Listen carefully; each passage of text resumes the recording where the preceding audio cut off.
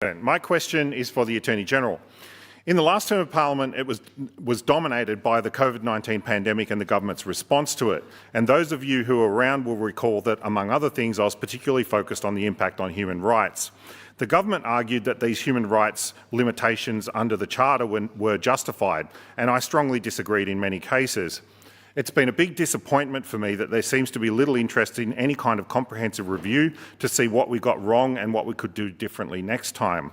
While it's less than I would have wanted, at least the Australian Human Rights Commission is conducting an inquiry to see how people's rights were impacted during the pandemic. While it's particularly focused on the impact on individuals, the website also states that additional stakeholder and agency engagement will occur. My question for the Attorney is, has the government or any government departments made submissions to this inquiry? Minister. Thank you, President. Thank Mr Limbrick for his question, not that I know of. The Attorney for a brief answer.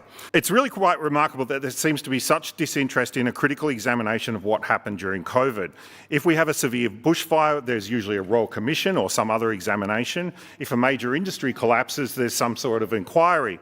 But when we shut down the state, keep kids away from school, lock people out of the country and spend at least $34 billion with little oversight, it seems to be a response of, yeah, that was awful and let's just forget about it.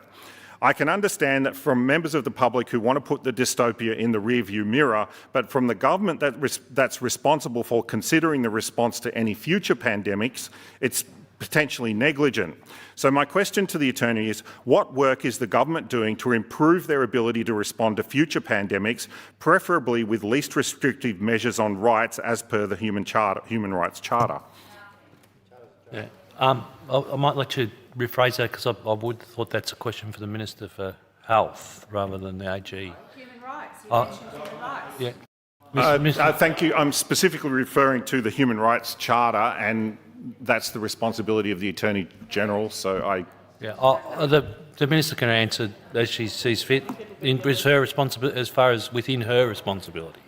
Thank you, President. And Mr Limbrick, you put a lot into that question and then tried to link it back to my responsibilities as the Minister responsible for the Human Rights Charter.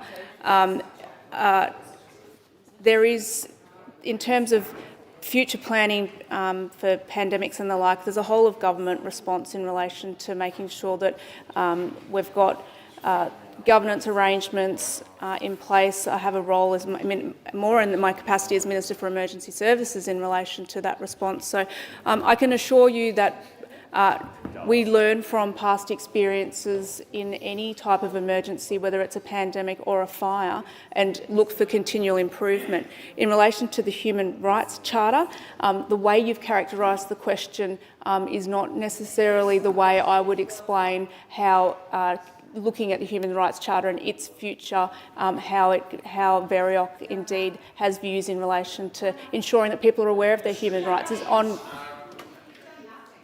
Order. is always an ongoing piece of work, and more than happy to have a conversation with you about that.